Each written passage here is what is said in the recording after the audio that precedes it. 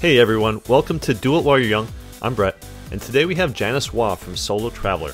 Janice started, grew, and later sold a successful conference, trade show, and publishing company. Afterwards, she co-founded the Global Bloggers Network, an online resource for bloggers, and is also the publisher of the Traveler's Handbook series of books that can be found on Amazon. Here's what you're going to get out of watching today's interview. You'll learn how Janice grew her audience and connects with her community. You'll learn how Janice developed the Traveler's Handbook series of books into a widely recognized brand. You'll also hear Janice's concrete steps you can take to start your own successful travel career or business. For those viewers interested in starting a travel blog of your own, you'll be surprised at how easy it is to launch your site with hosting from our preferred provider, HostGator. You can run your own travel blog for as little as $4 a month. Enter DIYY.com/HostGator. You'll be taken to HostGator's site where you can use the coupon code DIWYY to get your first month free. If you're looking for a little more hand-holding in launching a travel blog or your own travel-related business, consider our own ebook, How to Start a Travel Blog and Earn Your First $1,000. The book is over 60 pages, comprising 7 chapters, including how to avoid the #1 mistake that most people make when starting a travel blog, the non-techie guide to a super simple site launch, and 6 ways to make your first $1,000 online. You can read and take action on each step in as little as 30 minutes a day. Point your browser to doitwhileyou'reyoung.com/travelblog ebook, or simply click on the link from our homepage where you'll get instant access to this ebook and free bonuses. We're always looking for talented writers and photographers who want to contribute to the Do It While You're Young community. Your work will be seen by thousands, in helping to promote your personal brand. Your goals are simply to start a conversation about a topic or issue that you're passionate about. We'd love to have you. Go to doitwhileyou'reyoung.com/travelwriterswanted. You can find the link from our homepage in the upper right-hand corner. Let's get started with Janice. So I want to say thank you for joining us. I want to start by just asking you, how did you get started in the online world? Take us through how Solo Traveler developed and some of the other initiatives that you're working on. Well, Solo Traveler started in 2009, and it was a combination of many factors. I've been a writer for a very long time, and I've been entrepreneurial forever. And but in 2006, I lost my husband, and he passed away. And 2 years later, just over 2 years later, so 2008 would be 2 years, and then 2009, I felt myself falling into another kind of cycle of grief, and because grief kind of goes like that. But this time, I'd had enough, and I kind of got almost angry, and then I said, I think out loud, I guess I'm traveling solo. Mm-hmm. And it just kind of popped out of me. And I picked up the computer that was kind of always beside me and Googled Solo Travel. And the first site, #1, was very spammy. And I thought, no, that's not what it should be. And I started working on it. I thought about it that day, and I started working on it the next day. So wow. It was one of those like light bulb, here I go. Sure. So take action immediately. That's great. Yeah, but it's just been this phenomenal path that took me totally out of the grieving cycle into a new life, and it's just been, I can't say how wonderful it's been. It's been fabulous. Sure. And when you decided to start the blog, had you been traveling? And was that the sense of relief that you were looking for, or was it really starting Solo Traveler that kind of helped you find that sense of relief from the grief? So yeah, I've always been a traveler. And I went on my first trip at 15. And it was an organized tour that I went on, but it was my first trip without family and the like. And I traveled all through my 20s with my family. I traveled a lot. We did a career break with my kids and husband. So travel's been a big part of my life. Sure. But the recovery from loss was more about the blog and more about having a focus and a purpose in my life again. And the response that I got to my blog was that there were other people that felt the same way. Sure. And whether they were traveling solo by default, like me, or they were traveling solo by choice because, they have partners, they have other people, but really they prefer. Hmm. There's a lot of different possibilities. But regardless, a community developed, and it's been really good for me. Sure. Yeah. And tell me a little bit more about the people that you have connected with on Solo Traveler Blog, the people who have reached out to you, like you said, either they're traveling by default or by choice, and what sort of relationships have developed from that? Well, the relationships have been pretty well online. Mm-hmm. I receive emails on a regular basis from people that have said, "Oh, emails are primarily from people that have had problems traveling solo." Mm-hmm. And or had thought about it but were concerned, didn't think that they had the ability, all that type of thing, and then they discover that they can. So these are the emails that I get, is like, oh, thank you, right? Sure. You helped me get going. I do get some emails from people who are hardcore solo travelers, and they're also very active on the Facebook page. There's almost 10,000 people there. Mm-hmm. And so they're exchanging information all the time. I ask a question just about every day, and they throw in their responses, whether it's supporting another solo traveler who's asked a question, which I forward on, or whether it's simply like today, it was like, well, how many countries have you been to? Mm-hmm. And then people are just rattling off. These people are serious travelers. It's amazing. Sure. Yeah, it's really fun. And I want to talk about some of your other projects, but before we move on to those, tell me a little bit about where you feel like Solo Traveler Blog is headed in the future. Do you have any exciting plans coming up in the 6 to 12 month range, or even beyond? Well, for Solo Traveler, it's more it's more about providing the stories and the advice to help people go, Mm-hmm. and a community where they feel that. I call the Facebook page the Solo Travel Society, which is kind of an oxymoronic kind of name, because I want to, part of the role of solo travelers to legitimize the fact that you're alone and that you will travel alone, because a lot of people go, oh, why would you do that? And Mm-hmm. so it gives a sense of community and a sense of place.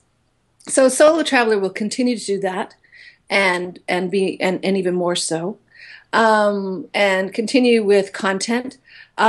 We've just brought on a wine and food columnist, and so we'll get more on wine and food solo travel, which will be really fun, because that's just not a strength of mine. I'm all about the culture and meeting the people and quirky stories, things that happen to me. But this woman really understands wine and food and can communicate that really well. So there'll be more of that on the site, and there'll be more diversity, down the road.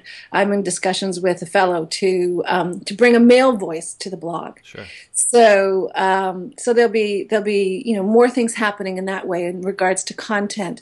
As far as another service to the community, we developed the Solo Travel Advisory last year, and the advisory is on the first Monday of the month, I send out the newsletter for Solo Traveler. On the third Monday of the month, the Solo Travel Advisory.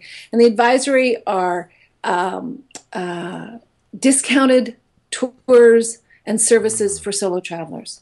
So, I want to develop that. It is a revenue stream. So it's one of the things that makes Solo Traveler viable for me to be doing.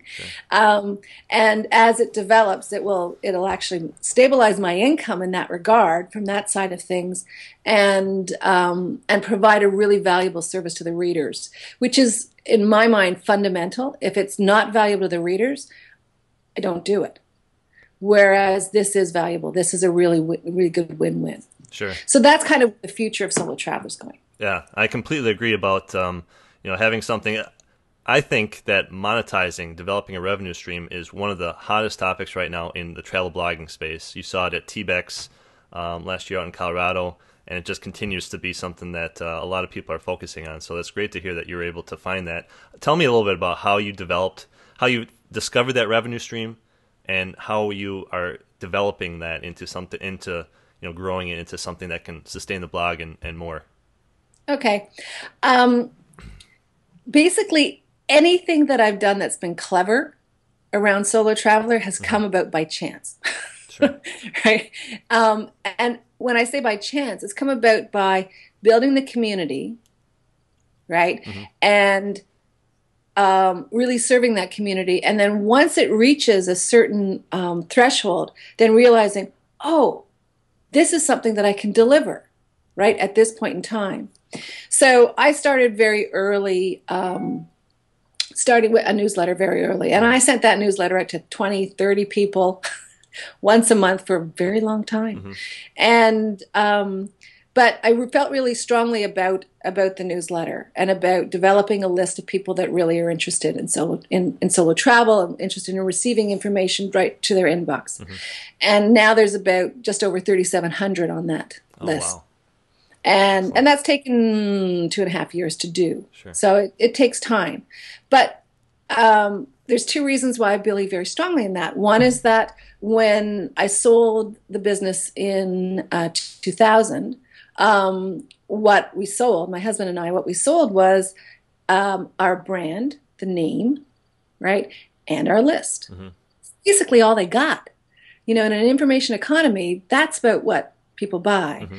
So I felt very strongly that it was really important from an equity perspective, if one wants to think about equity for this kind of business, to be developing a list. But Hmm. also I felt that it was going to be something that could have value, and I wasn't quite certain how. Hmm. So last year when we hit about 1,100 people, this time last year we had about 1,100 people on the list, 1,200 people. And that's when we came up with the concept of the advisory, Okay. and started running it, Sure. right? And strictly out of had a sponsor that wanted to get the word out, and then it was like, well, maybe we could do something else for them, and we sent out an advisory, and people went, oh, cool. Hmm. And it was like kept on going. So you can see it's been a popular thing. If we went from 11 or 1,200 this time last year, and now we're at 3,700. Right? Yeah, a 300% increase. I mean, that's significant, and I think it goes to show that people are really interested in saving money, travel deals. You see the travel deal sites out there that are super popular, but in a way that you've kind of niched down to your community who are passionate about solo travelers and that want to get travel deals as well, right? Yeah. Yeah. Yeah. Yeah. And I have to say I'm lucky because solo travel is actually a growing niche. Sure. It's one that certain companies are after. They want to reach this market. Hmm. So I'm lucky that that's what I chose. Sure. Well, what was me, so to speak. a lot of baby boomers in that market, right? And with how many people are retiring every day in the U.S. and are reaching that that retirement age, that it's booming right now. Absolutely. It is booming. Interestingly, it is booming, but it also, when I did a reader survey and when I look at my Facebook stats, Hmm. at least 35% of my readers are in their 20s and 30s. Ah, interesting. Yeah, so it's not just the whole solo travel thing is not just the boomer market, which happens to be me. I'm a Sure. boomer. I'm a young boomer, and but the market is the people that read the blog range widely in age, Hmm. which is kind of cool. I really like that, and also only about 20-25% male, but I really quite like that as well. Yeah, definitely. It's the same thing. Do it while you're young. Our target market is 18 to 35, but we have 40 to 50 range. We have 50 to 60 range, and we can see that through analytics like Quantcast, which is an excellent resource to kind of get a picture of who's visiting the site. So that's great to hear that you're reaching both young and old. Yeah. I want to talk a little bit about how so some of the other projects, the Global Bloggers Network, how you brought that about, and kind of take us through the progression there. Okay, that one's pretty simple. What happened is I went online in May of 2009, Mm-hmm. and I had no idea what I was doing. But knowing Skype and what you do, in a typical situation is you ask people who know. Mm-hmm. So I identified about 5 or 6 people that I wanted to connect with. And I thought these people could be contributors to the blog, which would help me develop content because I hadn't traveled enough solo. And so get the content of the blog going, but also, exchange information. So I had these Skype, meetings with about, I don't know, 5 or 6 people. I can't remember how many. And they were all okay. It was fine. But then one person and I just hit it off gangbusters, and that was Keith from Velvet Escape. And he and I we had the most fun on this call. And we were, it was vibrant, and it just didn't end. It went on like, I don't know, 2 hours or something. Just such a fun call. Anyways, so after that, we had another call, and then we decided, oh, we should do this on a regular basis. And then it was monthly, and then it got weekly, and we ended up mentoring each other through the development of our blogs. His blog was about 4 or 5 months older than mine, but, we were kind of at the same stage. So we kind of brought each other along. Go forward about 6 months, and people heard about us doing this, and they were like, wow, we want some of that. We want to have, a mentor. And so we developed the Global Bloggers Network. Okay. And it had an existence outside of Facebook, and then at first, and then we wrapped it into Facebook because it was not something that we could wrangle, so to speak. And I can't remember, this is over 1,400 people now, 1,400 travel there now. And we try to monitor it very carefully. Keith and I and 2 other people monitor this, and we try to keep all the spam out, and we also try to keep self-promotion. You're not allowed to go on there and say, hey, look at my most recent post. No, that's not allowed. What you can go on there and say is that my RSS feed's not working, or, how do you use Pinterest to really drive traffic? That's the type of thing that goes on the Global Bloggers Network. Yes. I'm really curious about the Pinterest thing. I'm going to have to check that out because we've been slowly developing that, and it's like there's got to be more. You hear about all these people getting ridiculous amounts of traffic from Pinterest. We haven't seen it yet, but maybe we're doing something wrong, so we'll go check that out. Yeah. And then the Traveler's Handbook series. So this you've published a number of books, I believe 5 books now in this series. They're available on Amazon in multiple formats, hard copy, Kindle. Kind of take me through that process of publishing and why you did it and what you see in the future for that. Okay.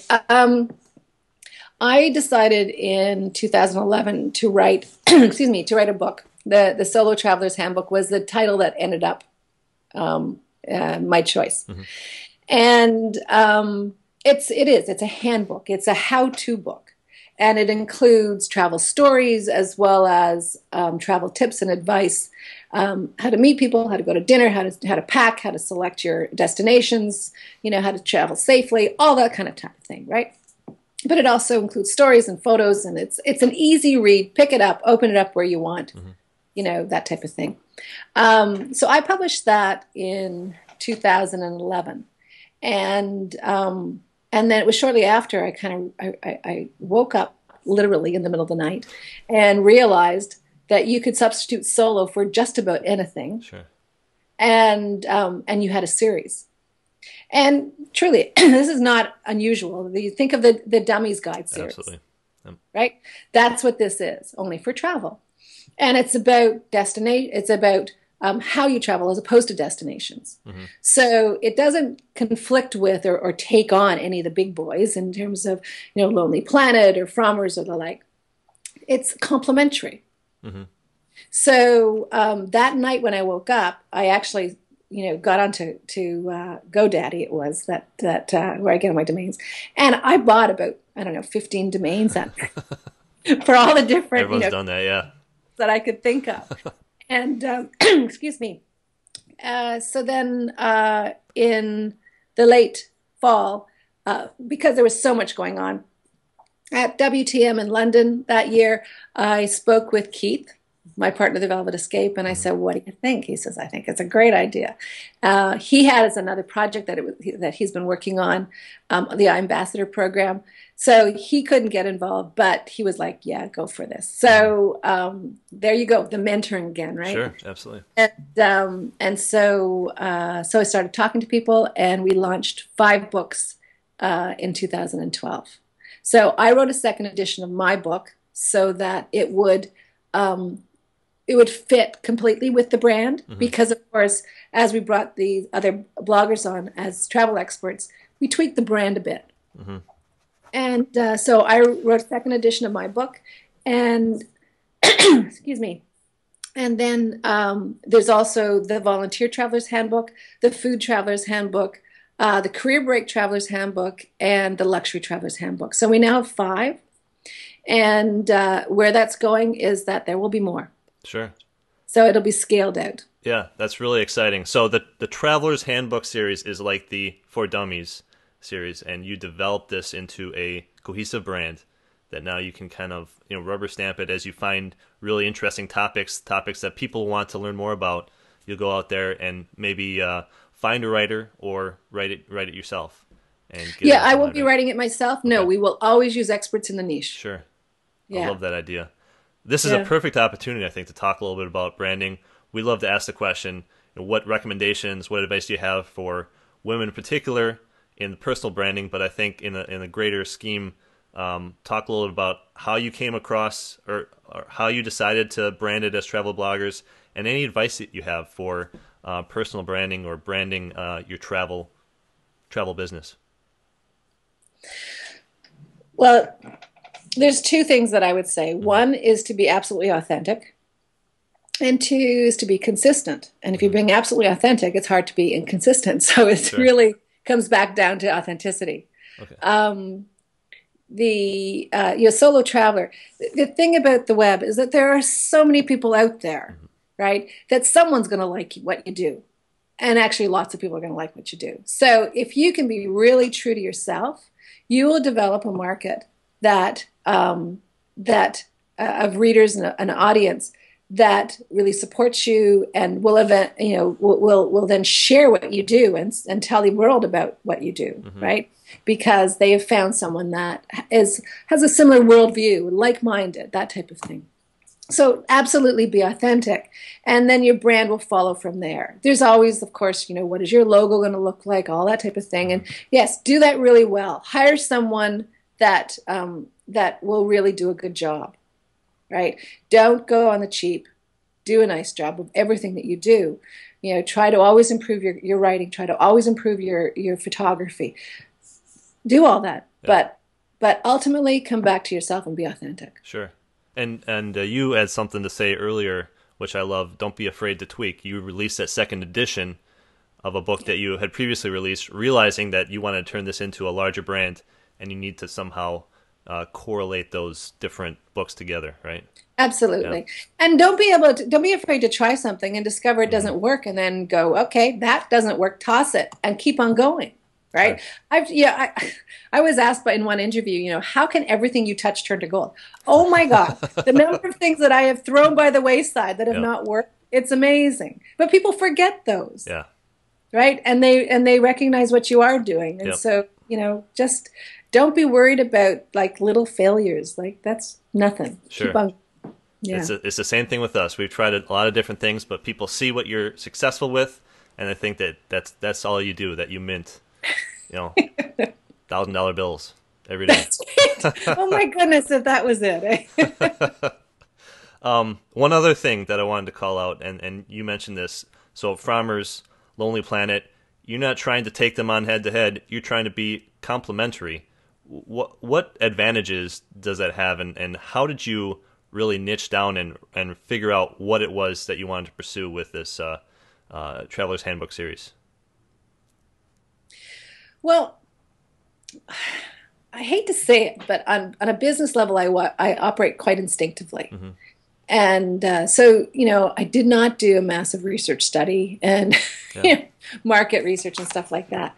But when you think about it, blogs are being incredibly successful. And the personal blogs are niche-oriented, right? Yep. They are career breaks or food or volunteer or luxury or budget or couples or adventure or, sustainability or whatever. They have a focus. So if blogs are being so successful in this regard, my instinct told me that people are no longer going to cocktail parties and talking about, oh, I went here, I went here, I went here. No, they're also talking about, I went there and I volunteered and this was what the experience was like. Right? So that the destination becomes less important than the experience. Yes. Right. So that's the premise of the Traveler's Handbooks. You still need the destination guides to figure out, what the currency is, or what the transportation system's like, or things of this nature. We can't do this for the entire world, but we can help you understand, how to select a volunteer a position, because there's a lot of scamming that's going on out there. So if you're going to invest your time and money to get and do volunteer work, you want to get there and really feel that you've done some good. Yep. And so this book helps you do that, right? So it is about learning how to explore the world your way. On a career break. How do you negotiate a career break? How do you, plan for it? How do you get the money together? How do you re-enter, come back to the workforce? These are the types of things that get covered in the books that are just not covered in traditional guides. I love that. Yeah, that first-hand experience is something that we really strive for, the content on Do It While You're Young. Of course, the top 10 lists and the 7 ways to save money on your next trip, those will always have a place, and they get a lot of visitors to the site, but it's really, I think, that first-hand knowledge, talking about I taught abroad in Korea, or I went to Africa and volunteered for a month. That's the kind of stuff I think keeps people around. So it's one, you get people in, and two, what's going to keep them around. And I think with your series, it's just a great example of that. Yeah, and what happens is that, there's sections of the book that really kind of dig down and analyze how you do something, or how you make a choice, or how you negotiate this. But then there's also the stories aspect where people read about your stories, and it kind of demonstrates what the analysis or the tips and the advice are. Sure. Right. So you've got these two elements working side by side to communicate the whole thing. Yeah, absolutely. Yeah. That's great. We are flying through this. I want to give you one last question, and that is advice that you give to new travel bloggers or travel professionals. What can you offer them that will help them along on their way? Well, I think, I meet a lot of new travel bloggers, and they're always talking about the monetization and things like that. And I was doing the same thing at the beginning. How am I going to, what is going to happen with this? Yeah. But really, patience is important, right? You really have to be patient, and you have to build your market until you have an audience that's really both consistent, as well as, so you've got your return people, as well as you're on Google sites and you're getting good traffic from them. Until you've got both of these happening, and you actually have an audience that is an appropriate size for your niche. So if your niche is really narrow, that size will be smaller. But if your niche is big, that size will be bigger. So I have to say appropriate. But be very patient and build that. And then you'll see how you can monetize. Because you're not monetizing your blog. Right. You're monetizing your audience. Yeah. So it's really important to get that sorted away. Sure. And then go back to be honest, be forthright, be authentic. Where can people go to find you? Give us a rundown of various sites, how we can find Global Bloggers Network, how we can track down Traveler's Handbook series, and of course your blog. Okay. My blog is solotravelerblog.com. All right.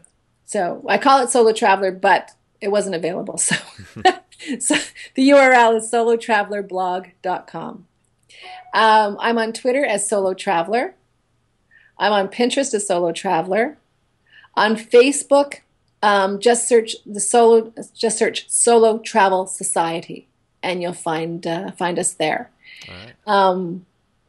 Then, as far as the Global Bloggers Network is concerned, again, on Facebook, search Global Bloggers Network. Request an invite, like a request to come in and be part of the group, and you'll be accepted, and then you can participate. All right. Watch what's going on, learn from all the different questions. People ask questions, I go, what a good question, and then I learn from it. And just remember, just about our only rule, I think. The only rule that we really ever have to, affect is don't self-promote. Sure. But otherwise, ask your questions and get the information you need to be a really good travel blogger. And then the Traveler's Handbooks is thetravelershandbooks.com.